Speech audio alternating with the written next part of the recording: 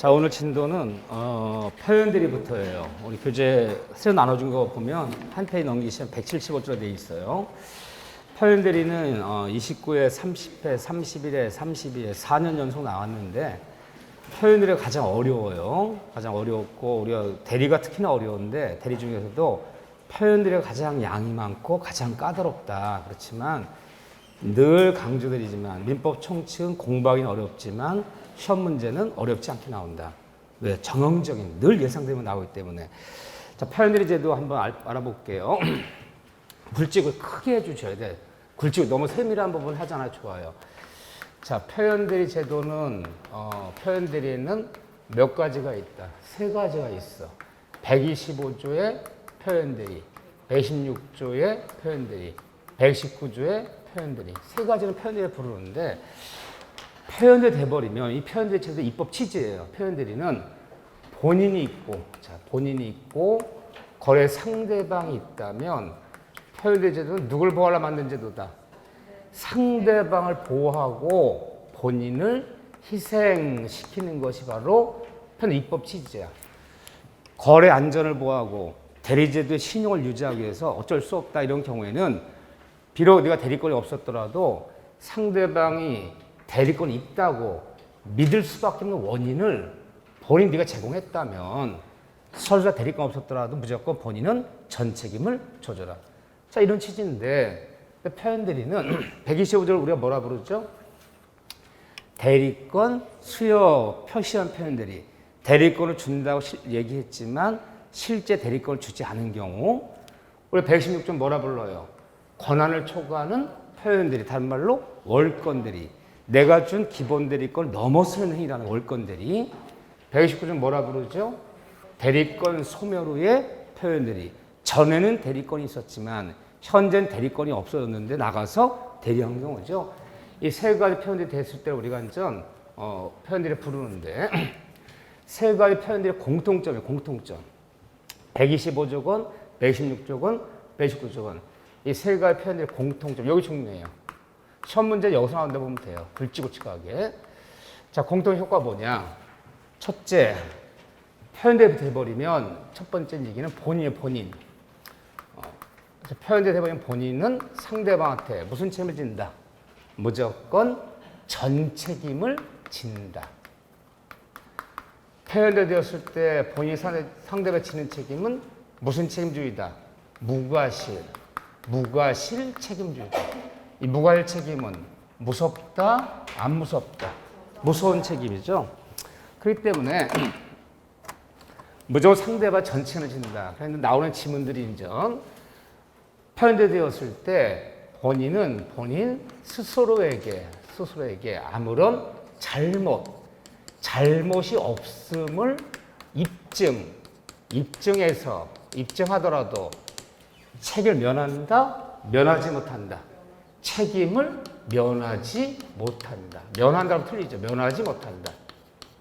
이것이 바로 무과실 책임주의죠. 또 잘 나오는 지문이 맨날 나오는 지문 정해져 있어요. 자, 표현되었을 때 거래 상대방이 어떤 얘도 뭔가 실수가 있었고 뭔가 약간 잘못이 있어. 얘도 뭐 우임장 같은 걸 확인하지 않았다 뭐 이런 실수가 있었더라도 본인은 상대방의 약간의 실수가 있었더라도 과실상계를 주장하면서 너도 잘못이 있으니까 좀 잘못만큼은 까자 서로 상계하자. 상계를 주장하면서 본인의 책임, 내 책임을 자기의 책임의 경감을 주장할 수 있다, 주장할 수 없다. 이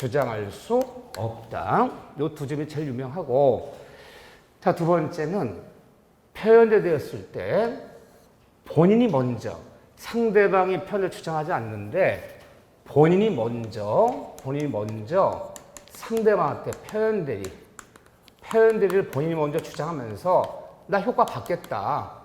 이런 제도는 있는 거예요? 없는 거예요? 없으면 왜 없는 거죠? 이런 경우는 없어요. 표현들이 누구 보호하려 만든 제도다?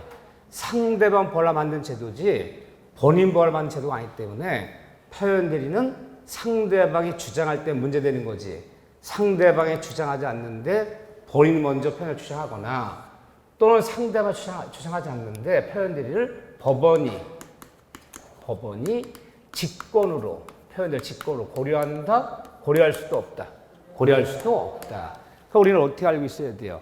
물론 표현 대리는 상대방을 보호하기 위해 만든 제도지만 표현대로 되었더라도 표현 대리는 상대방이 주장할 때 문제되는 거지 상대방이 주장하지 않는데 본인이 먼저 표현 주장하거나 또는 법원이 직권을 고려할 수도 없다. 자, 그런 다음에 세 번째 얘기는 그러면 이 표현 대리를 본인이 효과를 받고 싶어요. 얘가 사고 쳤어. 내가 준 기본 대리가 넘어선 행위를 한 거야. 넘어선 행위를 했는데 차라리 잘 됐어. 이대로 계약이 이행돼 버리면 오히려 본인 내가 이익이 날 것 같아. 상대방이 표현 대리입니다. 본인 책임져, 이 계약 책임져 주세요. 얘기하면 얼른 내가 좋습니다. 하겠는데 상대 표현 대리 주장 안 하는 거야. 표현 주장 안 하는데 본인이 효과를 받고 싶은 거야. 효과를 받고 싶어요. 그러다 본인이 먼저 표현 대리 주장한다는 이런 용어는 있을 수 없잖아요. 그럼 본인은 표현 대리도 추인한다라고 추인권, 추인한다. 나 이거 인정하겠다. 추인권은 행사할 수 있다, 행사할 수 없다. 행사할 수 있다. 표현 대리도 본인이 뭐 할 수 있다? 추인할 수 있어요.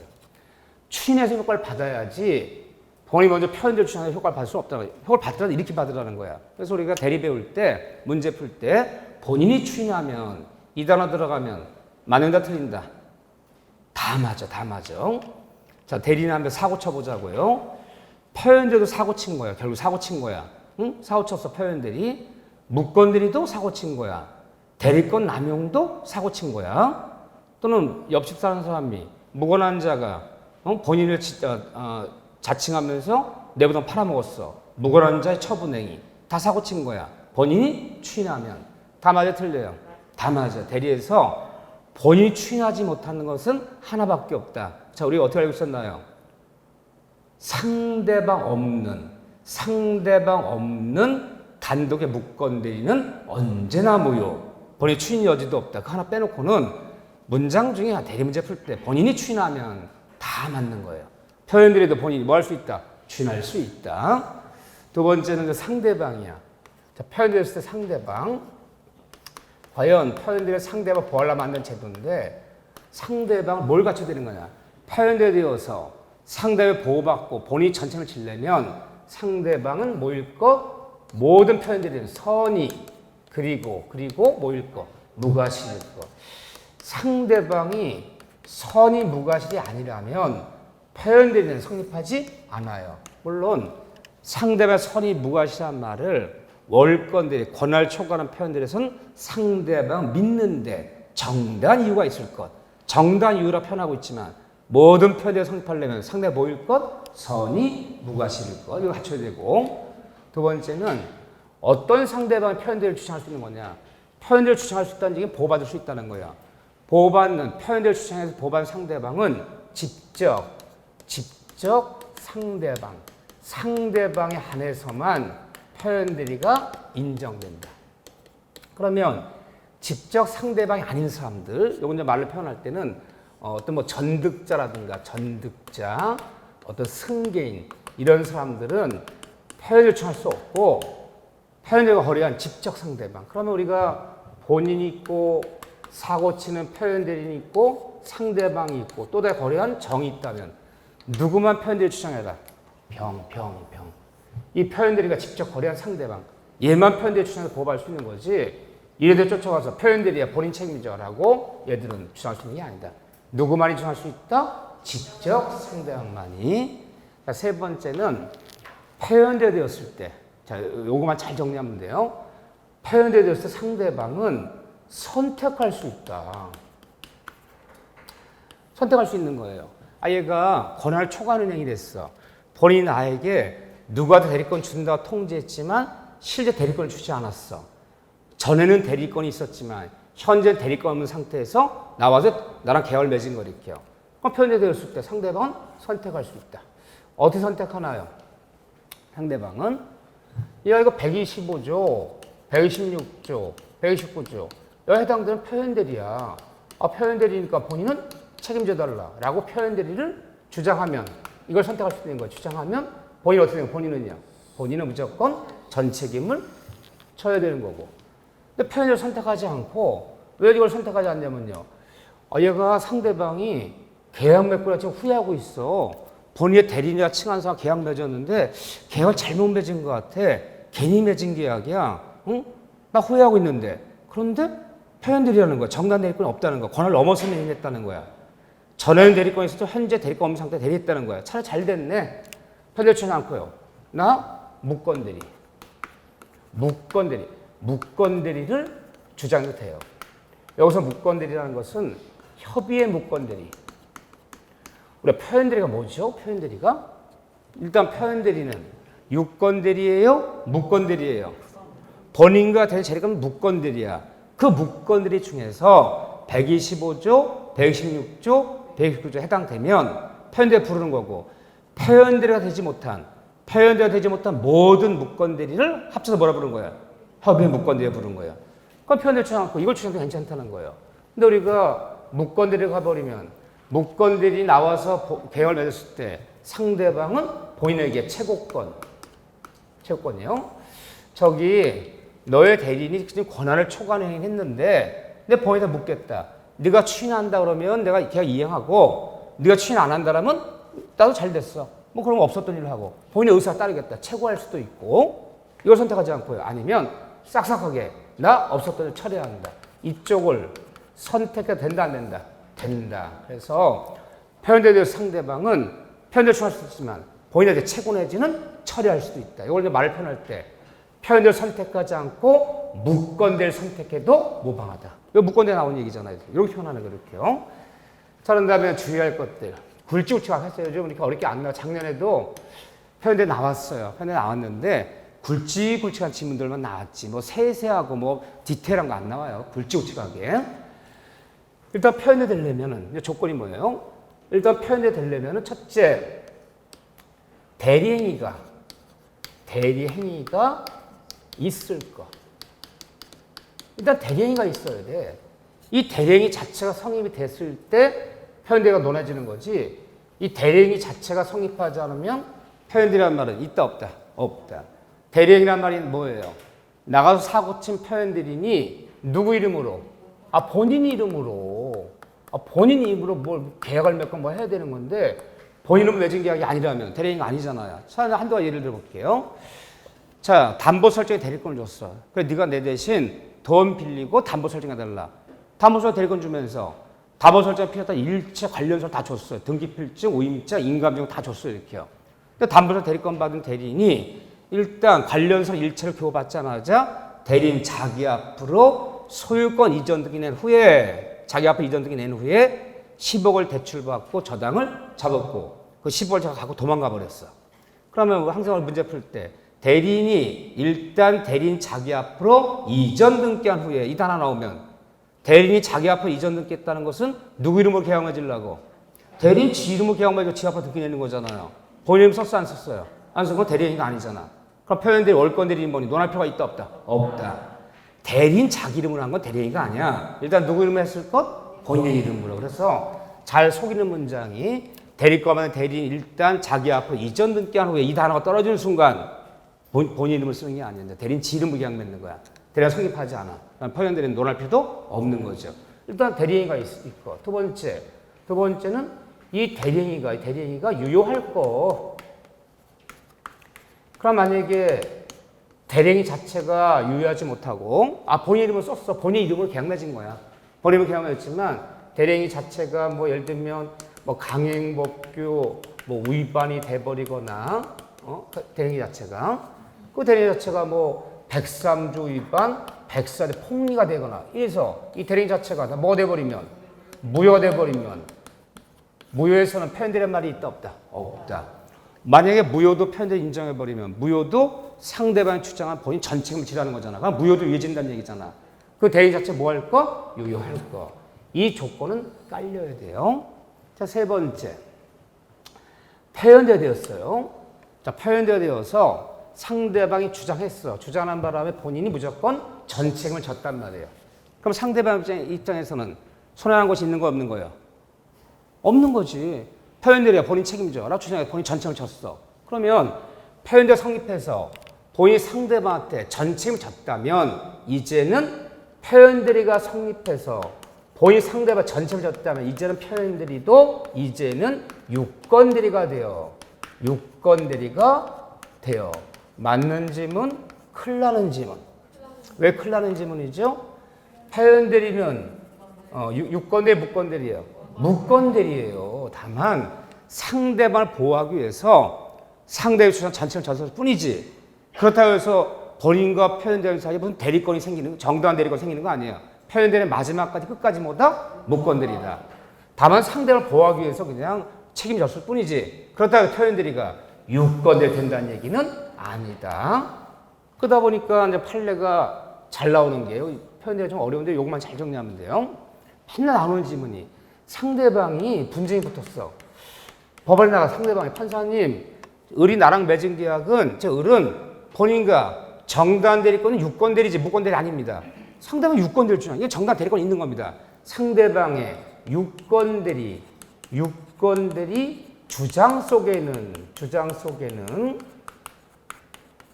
표현 대리의 주장이 포함됐다고 볼 수 있다, 볼 수 없다. 왜 볼 수 없는 거죠? 표현 대리는 유권 대리, 무권 대리예요. 아, 무권 대리잖아. 말이 안 되잖아. 잘 나오는 지문이 유권 대리 주장 속에는 표현 대리 주장이 포함됐다 볼 수 없다 그래야지. 표현 대리 뭐다? 무권 대리다. 다 봤어요, 이렇게요. 요 정도만 잘 정리하세요. 좀 개별적인 거 너무 세세한 거 안 나와요. 굵직굵직하게. 그 다음에 조금 본인들이 더 봐주실 것은 176조에 2번 관을 넘는 표현들이 그 별표 하나만 치세요. 관을 넘는 표현들이 월권들이 오른쪽 페이지에 월권들 중간에 그 형합판에 걸어놓으세요. 그거 하나 별표 쳐놓으세요. 그거 하나만 좀 더 세밀하게 읽어보세요. 이렇게 정리해 주시고 자, 표현들이 사실은 이 지문들은 다 익히라는 거예요. 이거 무슨 논리가 아니라 너무너무 자주 나왔던 기출 지문들이라 줄줄줄 익혀달라 이렇게요. 차여가 대리가 이제 끝났고 자, 무효와 시소 파트예요. 무효에서 한 문제, 시소에서 한 문제. 두 문제 나오는데 논점은 뻔해요. 자, 무효에서 한 문제 나오지만 자, 무효에서 제일 중요한 파트는 뭐예요? 무효 파트 제일 중요한 거. 시험장 가서 만날 거. 유동적 무효. 유동적 무효에 관련되는 대법원 판례 이론. 타픽이요, 타픽. 이게 제일 중요하고. 그 다음에 무효에서 용어들이 좀 한두 가지 나와요. 단다시 문제. 뭐 무효행의 추인, 치생의 추인, 법정 추인. 한마디로 얘기해서 추인 네 가지. 자, 소시험 봤어. 추인 네 가지를 정확히 비교할 줄 아는 거. 단다시 문제에서. 그렇죠? 추인. 무권들이 추인, 무효행의 추인, 치생의 추인, 법정 추인을 정확히 암기하는 거. 이거 암기예요, 이거는. 이 두 파트가 제일 중요하고 취소에서는 딱 정해져 있단 말이에요. 문제 비중이. 취소 한 문제 나오지만 제일 중요한 파트가 뭐예요? 취소에서. 누가 취소권자냐. 취소권자. 상대방 누구한테 취소할 것이냐. 취소는 언제까지 취소할 수 있는 것이냐. 취소할 수 있는 것이냐. 취소의 효과. 취소하면 무슨 법적 효과가 발생하는가. 뻔해요. 여길 벗어난 적이 없어요. 여기. 그래서 요 관련되는 단다시 문제랑 사례 문제. 딱 세 파트예요. 세 파트에서 두 문제 나온다. 자, 봅시다. 첫째. 자, 모여서 우리 교재 178쪽 보시면, 여러분들 좀 맑게 알아듣는 분들이니까, 학생, 초등학생 얘기하면 구구단 다 알고, 그죠? 한글은 다 띄었어요.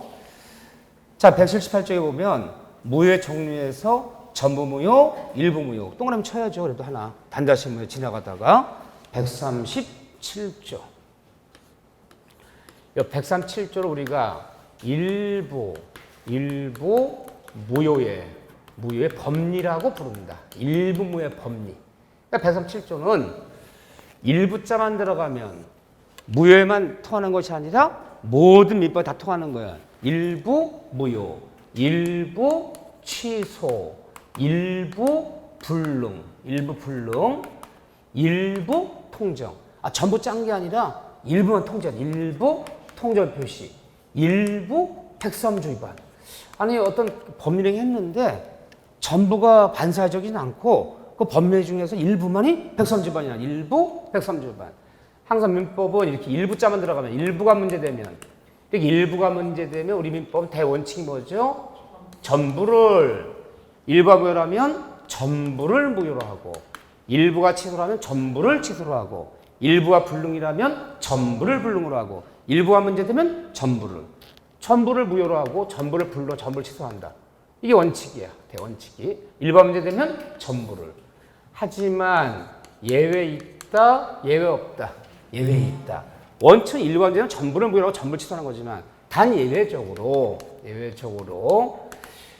일부 무효인 부분이 없었더라도 일부 취소 부분이 없었더라도 일부 불능이 없었더라도 이게 없었더라도 이 나머지만 가지고도 법률행위를 또 계약을 했을 것이 인정될 때는 예외적으로 그 일부만을 무효로 하고 일부만을 취소로 하고 일부만을 불능을 하고 나머지 부분은 유효할 수도 있다 없다? 있다. 아주 다 아는 거라 좀 시시한 표정으로 지금 듣고 있어요. 내가 다 알아 내가 지금. 예외적으로 나머지가 유효할 수도 있다. 이게 일부의 법리인데 그런데 여기서 만약에 단다시밀 나온다면 여러분들이 알고 있는 이 지문을 갖고는 5지문을 맞출 수가 없어. 단다시밀 나온다면 그래서 조금 더 보완을 해야 되는 거예요. 자, 이게 일부의 법리인데 이 일부의 법리는 뭘 통해서 이루어지는 거냐? 가상적 의사를 이 가상적 의사를 고려하는 거 실제 존재하는 의사가 아니에요. 실제 존재하는 의사를 고려한다면 큰일 나는 거예요. 자, 법정 어떻게 된다 보세요. 일부 무효인 부분이 없었더라도 뭐뭐 했더라도 나머지만 가지고 뭐뭐 했으리라고 뭐뭐 했더라면 했으리라고 실제 존재하는 의사예요? 가상적 의사예요? 가상적 의사 나오잖아요. 이게 너무 특이한 거예요. 이게 왜 특이하냐면 우리 민법 조문에 뭐뭐 했다면 뭐 했어요. 이런 문제 안 나와. 다 단정적으로 딱 떨어지는데 이거는 상상하는 거야. 가상적 의사를 고려하는 거지 실제 존재를 고려하는 것이 아니고 또 일부의 법리는 가분적 법리가 하나로 이루어지는 법률행위지만 가분적 법률, 이 가분적 법률행위에서만 이것이 적용되는 거예요. 하나로 이루어지면 나눌 수 있는 법률행위, 가분적이 나눠지는 법률행위. 그러면 뒤집어 얘기하면요. 하나로 이루어지는 법률행위가 나눌 수가 없어. 불가분적, 나눌 수가 없어. 불가분적 법률에서는 일부의 법리라는 말은 적용될 여지가 없는 거야. 여기서만 문제다. 여기서만. 자, 하나 예를 들어 볼게요. 여러분 생각이 어떠신지. 계약서는 하나로 이루어지는 거야. 보세요.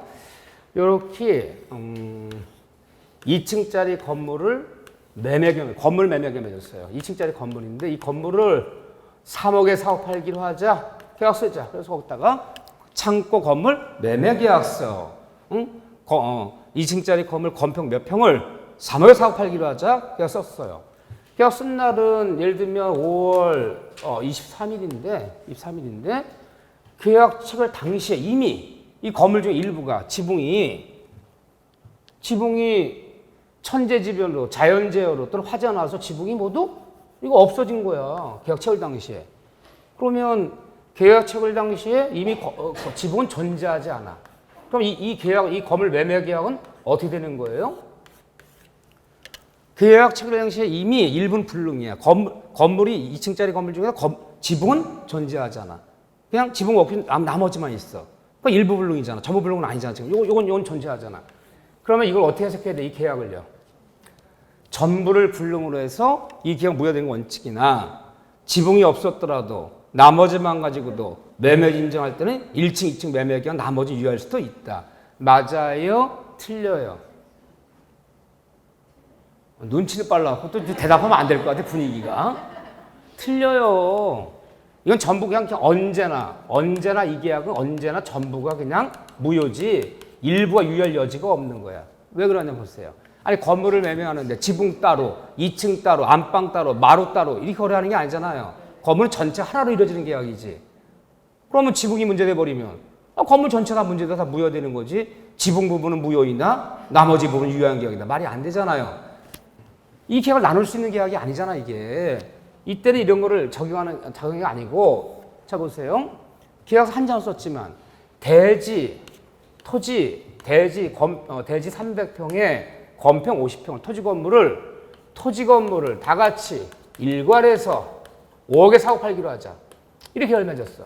계약 하나로 이루어졌지만 토지 계약, 건물 계약 따로 또 나눌 수 있는 거잖아. 계약은 하나로 이루어졌지만. 근데 이 건물이 지붕이 불이 나서 없어진 건물이야. 그러면요, 이 매매 계약은 토지 건물 매매 계약 전부가 무효되는 것이 원칙이나 건물이 존재치 않고 토지만이라도 매입할 인정할 때는 건물 매매만을 무효로 하고 토지 매매만 유효할 수도 있다. 나눠지는 계약일 때 하나로 이루어지지만 토지 계약 따로 건물 따로 나눌 수 있잖아. 그때 이걸 적용하는 거지. 하나로 이루어지는 계약에서 지붕 따로 마루 따로 안방 따로 이거 나누는 게 아니다. 이해되시죠? 이때는 토지 매매 계약만 유효해질 수도 있다. 이렇게 들어가는 거예요. 이렇게 가분적 법률행위 여기. 그런데 이렇게 하는데 세 번째는 일부 무효의 법리의 반대 특례라는 게 있죠. 우리가 민법 공부할 때 일부가 문제되면 전부를 이렇게 들어가야 돼. 근데 다음 같은 경우는 우리가 알고 있는 일부의 법리를 반대로 뒤집어야 되는 경우가 있어요. 반대로 뒤집어야 되는 경우가 있어요. 자, 반대로 해석하는 게 뭐가 있었나요? 여러분들 알고 있잖아요. 약관의 일부 조항이 불공정해서 약관 일부 조항이 무효가 돼버리면 이 약관 계약은 원칙은 어떻게 되는 거죠? 원칙은 나머지는 유효한 거야. 그 일부 무효인 조항은 무효로 하고 나머지 부분은 유효하다. 그런데 일부 무효인 조항이 이 약관 계약의 핵심 조항이야. 핵심 조항에서 이게 무효돼 버리면 계약 목적 달성이 안 될 때는 그때 할 수 없이 예외적으로 그때는 어떻게 한다? 전부를 무효해봐. 일부 무효의 법리가 뒤집어지는 부분이 뭐가 있다고요? 약관 계약. 또 뭐가 있었나요? 하나 더 있는데?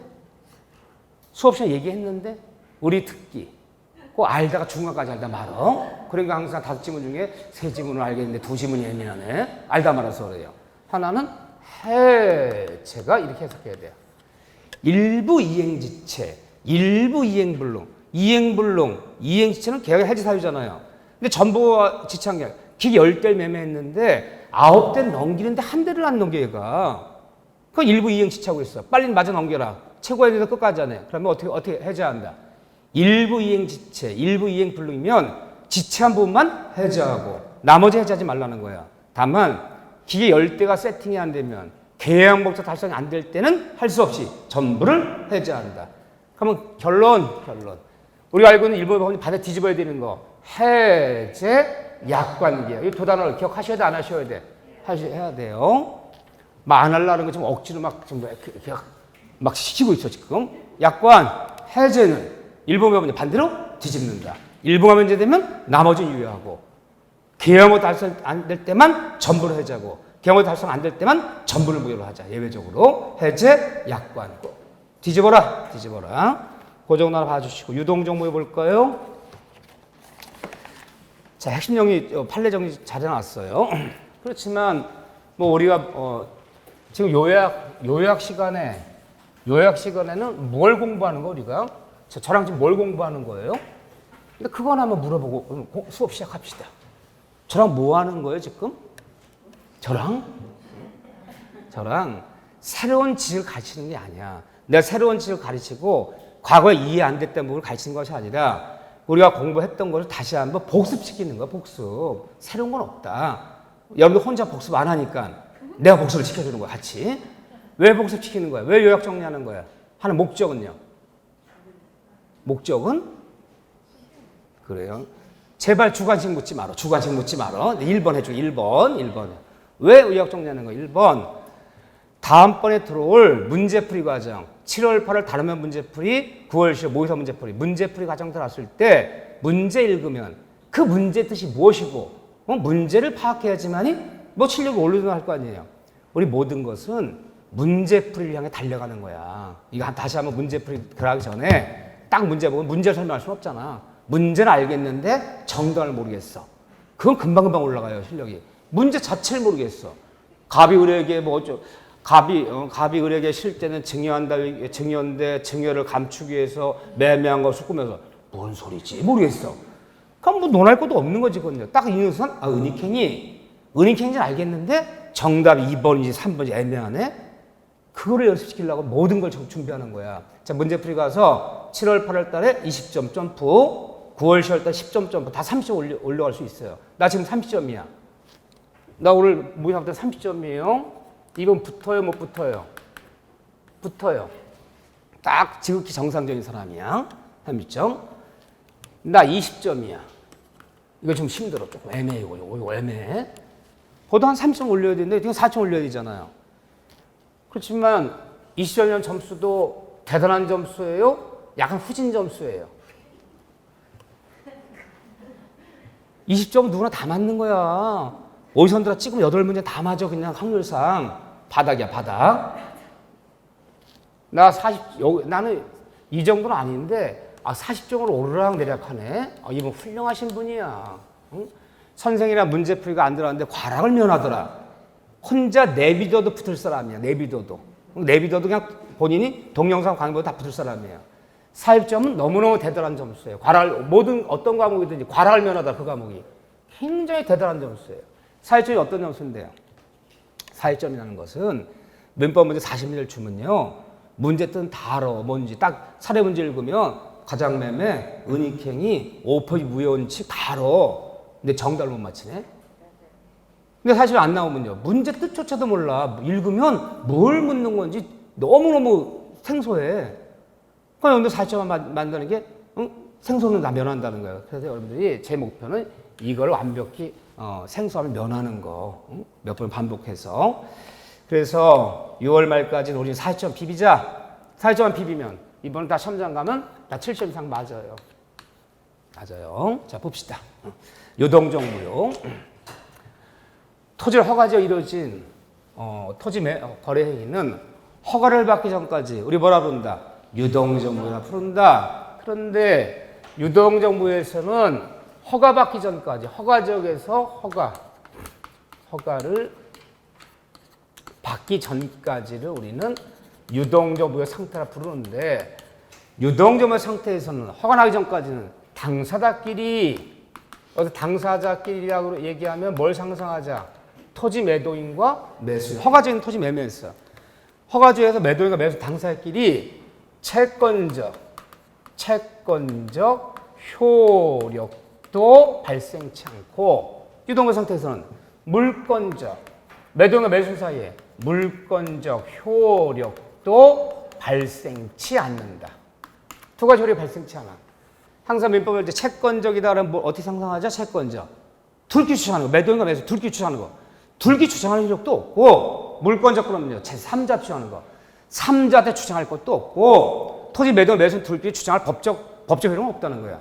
채권 효력도 물권 효력도 발생치 않기 때문에 이게 발생치 않기 때문에 유동정보의 상태에서 채무 불이행이 있다면 우리 채무 불이행이라는 말을 항상 뭐로 이해하죠? 계약 위반, 쾌위반. 저 허가지역에서 급매물이야. 좀 싸게 주는 대신 중도금을 열흘 안에 치르기로 하고 이게 계약 내용이야. 좀 싸게 파는 대신 돈이 급하니 중도금을 열흘 안에 치르기로 하고 중도금 치른 다음에 허가 신청해서 허가 난 다음에 잔금을 치르기로 하자. 그 대신 중도금 빨리 치르겠어. 중도금을. 근데 중도금 치는 날에 매수 중도금을 치러요? 안 치러요? 안 치러요. 채무불이행이 됐다면 매도인을 쫓아가서 이행 청구, 빨리 계약 때 이행해달라. 이행 청구권을 매도인에게 인정한다, 인정치 않는다? 인정치 않아. 너 계약 위반이야.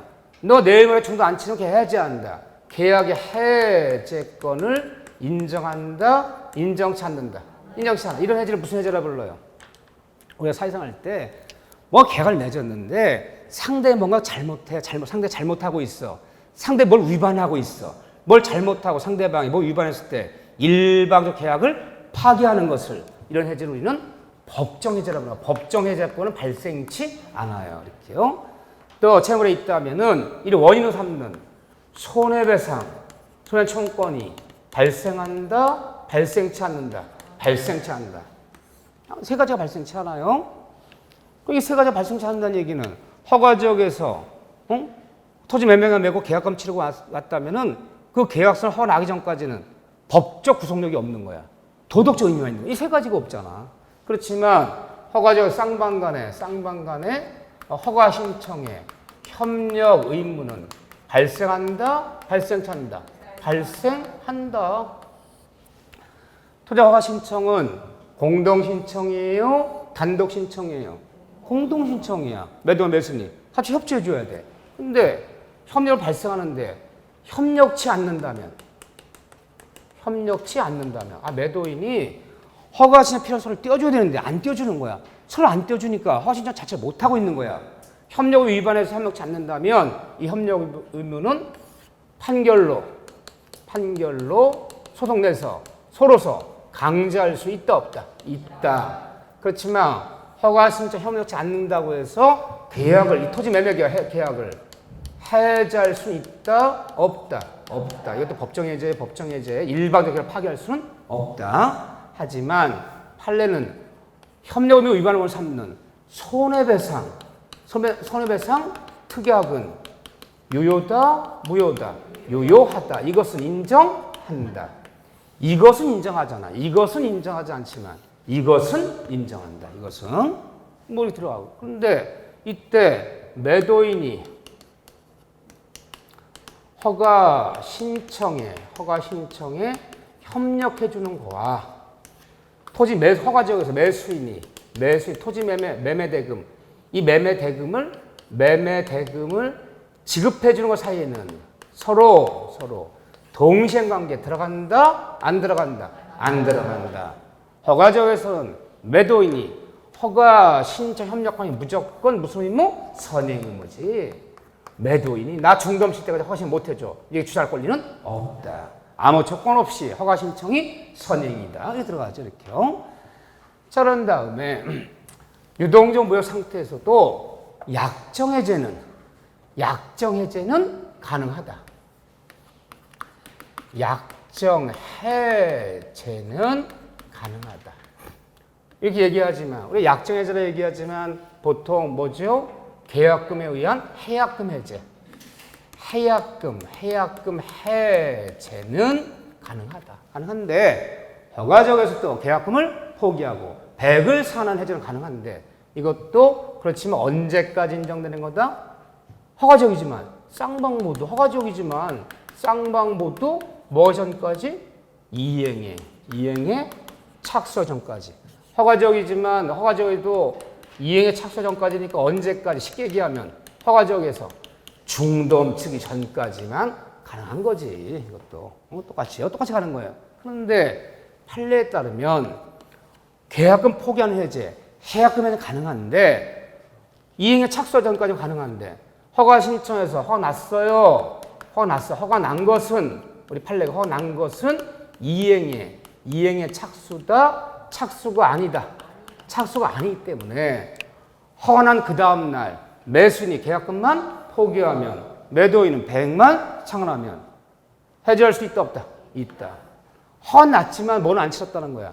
중도는 안 치렀다는 거지. 허가 지역이지만 계약금만 치른 상태에서 허가 났어. 그 다음 날 계약금만 포기하면 100만 상환하면 해제할 수 있다 없다? 있다. 또 허가 지역에서 이행 판결 났어. 이행하라. 매도인 이행해줘라. 이행 판결 난 것도 이행의 착수다? 착수가 아니다. 착수가 아니다. 이런 거 났더라도 뭐를 치르지 않았다면? 중도금 치르지 않았다면 판결 난 다음 날, 허가 난 다음 날 계약금만 포기하면 해제할 수 있다 없다? 있다. 네 번째 볼까요? 뭐 가르칠 것도 없어 이분들. 점수만 나오는데 점수만. 아는 거랑 점수는 또 별개야. 연습 필요해. 초등학교 1, 2학년인데 구구단 외울 줄 안다고 해서 걔들이 산수 문제 풀 거라 생각하시면 안 돼. 걔들이 몇 번의 반복이 필요한 거야. 다음 같은 경우는 유동적 무효가 아니라 확정적 무효다. 확정적 무효. 이 확정적 무효가 돼야지만이 비로소 뭐 가능하다. 비로소 부당이득 반환 청구도 비로소 이때가 가능하다. 뒤집어 얘기하면요. 유동적 상태에서는 허가 여부 결정 나기 전이야. 유동적 무효 상태에서는 이미 지급한 뭐 계약금이라든가 중도금 같은 것에 반환을 청구할 수 있다? 없다? 없다. 언제 가서야? 확정적 무효가 됐을 때 비로소 반환 청구되는 거지. 유동적무 상태에서 이미 지급한 거 반환 청구도 안 된다. 자, 확정적 무효 몇 가지가 있었죠? 4가지가 있었죠. 아, 별것도 아닌데 잘 나오잖아요. 응? 처음부터 허가제도 처음부터 허가를 뭐 할 목적으로? 허가를 회피하거나 잠탈할 목적으로 이루어진 토지 거래 행위는 이것은 유동적 무효다, 확정적 무효다. 처음부터 확정적 무효야. 그러니까 이런 침이 나오면 이어서 좀 나오는 침이 뭘까? 좀 상세히 나오면 처음부터 허가를 회피하거나 잠탈 목적으로 이루어진 토지 매매 계약은 유동적 무효가 아니라 확정적 무효다. 구체적으로 뭐가 나올까요? 자, 예를 들면 매수인이 어차피 자기 이름으로 허가 신청해봐도 허가 안 날 것 같아. 이 농지인데 허가 지역이야. 아, 농지 3,000평을 농민이 아닌 사람이 허가 신청하고 날 리가 없잖아요. 그러니까 허가가 가능한 동네 사람 명의로 이 사람 명의로 허가를 신청하게 됐어요. 명의를 빌려서. 이게 처음부터 허가를 잠탈할 목적이야. 어차피 지가 허가 신청을 허가 안 날 것 같으니까 허가 가능한 사람 명의를 빌려서 그 사람 명의로 허가 받기로 하자. 이건 처음부터 허가를 회피할 목적으로 주는 거야. 이건 뭐다? 이거는 이런 식 질문이 나오면요. 명의를 빌려서 이거는 유동적 무효가 아니라 처음부터 확정적 무효가 되는 거죠. 두 번째, 허가를 신청했는데 불허가 처분이다. 불허가 처분이 떨어지면 이제는 뭐가 되는 거예요? 토지 매매 계약은 확정적 무효다. 그냥 불허가 처분 그러면 확정적 무효 맞아요. 근데 굳이 문장이 단 불허가 처분된 원인이 서류가 미비되고 첨부 서류가 미비되고 절차를 위반해서 불허 처분이 떨어져 버리면 이것은 이 단어가 나오면 그냥 불허 처분은 확정 무효인데 이 단어 나오면 이 확정적 무효다 계속 유동적 무효 상태다. 그래서 유동적 무효 상태거든요. 왜? 서류 보완하면 될 거 아니야. 절차 다시 밟으면 될 거 아니야. 그냥 불허가 처분 그러면 확정 무효지만 굳이 이런 식 단어 나오면서 이것 때문에 불허 처분했다면 다시 보완해 신청하면 되기 때문에 이것은 유동적 무효가 아니라 계속 확정 무효가 계속 유동적 무효 상태다. 또 세 번째 뭐가 있었죠? 쌍방 합의하에 허가 신청 안 하기로 합의 이루어져 버리면 허지 안 하기로 합의가 이루어져 버리면 이제 뭐가 되는 거다? 확정적 무효이기 때문에 부담 반환 청구할 수 있다 없다? 있다. 아니 쌍방간에 허가 신청 안 하기로 합의가 이루어지면 왜 확정적 무효 되는 거예요? 허가 지역에서는 허가증이 첨부가 안 되면 등기를 안 받아줘. 허가 안 하기로 신청해보면 허가증 첨부할 일이 없잖아. 등기할 일이 없잖아. 확정 무효 돼야죠. 네 번째는 뭐가 있었죠? 괜히 이제 오지선다 채우기 위해서 허가지역에서 토지 허가지역에서 정지조건부 토지 매매 계약 체결됐어요. 허가지역에서 정지조건부로 토지 매매 체결됐는데 이 조건이 불성취하는 것으로 판명나 버리면 앞서 따서 정무 이제는 확정적 무효되겠는 거다. 그렇기 때문에 임의시정 계약금 충동 부담 반환 청구할 수 있다. 네 가지는 확정 무효. 그러면 또 주의할 것은요. 확정적 무효의 반대말이 뭐야? 반대말 확정적 유효. 확정적 유효해지는 경우가 있어. 어떤 경우죠? 이건 반대말이잖아. 허가적이 해제돼 버리면, 허가적이 풀려 버리면 이제 허가 신청 준비 중에 허가적이 풀려서 재지정이 안 돼 버리면 이제는 허가를 안 받아도 확정적으로 유효해진다. 허가적이 풀려 버리면. 근데 어쨌든 허가를 받으면 유효해지는데 허가를 받아야지 유효해지는데 얘는 뭐가 있어요? 유동정보는 소급표가 있어요. 그래서 토지 매매 계약은 3월 2일 날 체결됐는데 3월 15일 허가 신청해서 3월 20일 허가 받으면 이 계약은 언제부터 유효해지는 거야? 허가 난 날로부터가 아니라 계약 맺은 3월 1일로 돌아와서 소급적으로 유효해지는 거죠. 뭐가 있다? 소급표가 있다.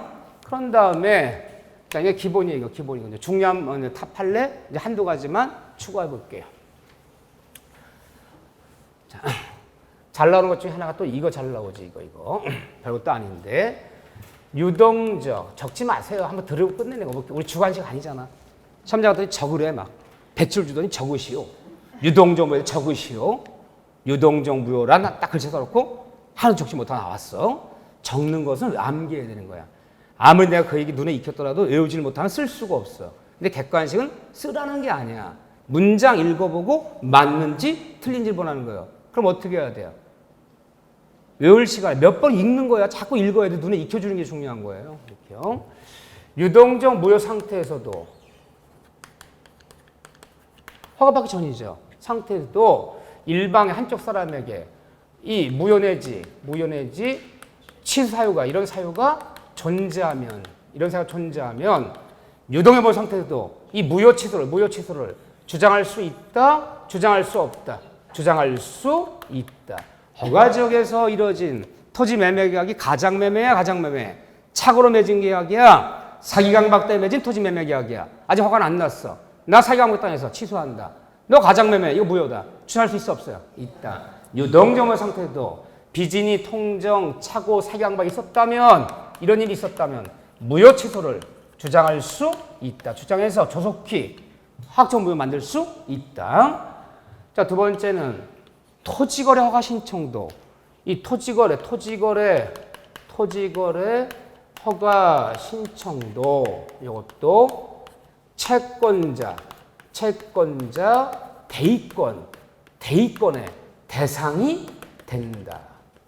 채권자 대신해서 허가 신청해 줄 수 있다는 거예요. 얘들이 허가 나면요. 내가 압류 들어가려고 그래 지금. 그럼 그걸 눈치채고 허가 신청 자체를 안 하는 거야. 쫓아가서 제가요 매수인의 채권자인데 내가 대신 허가 신청할 테니까 매도인이 협조해서 허가 신청해달라. 허가 신청도 채권자 대신해서 허가 신청할 수 있다 없다? 있다. 이거 재산가치가 있기 때문에 계약하지 않는다면 토지허가 신청도 채권자 대의권의 대상이 된다. 뭐 이 정도 봐주면 되겠죠. 뭐 이렇게요. 네. 다 봤어요? 오히려 판례가 이렇게 많이 나오는 부분은 오히려 쉽다, 어렵다. 오히려 쉬워요. 왜? 새로운 문장이 없기 때문에. 몇 번만 눈에 익혀주시면 똑같은 문장이 맨날 반복적으로 나오니까 너무너무 쉬운 거야. 저를 봐주시고 그 다음에 무행의 추인 4가지를 이제 비교해야죠. 그냥 10분 쉬었다가 추인 4가지 비교하고 취소 좀 본 다음에 조건 경할 거예요. 자, 10분 쉬었다가 다시 할게요.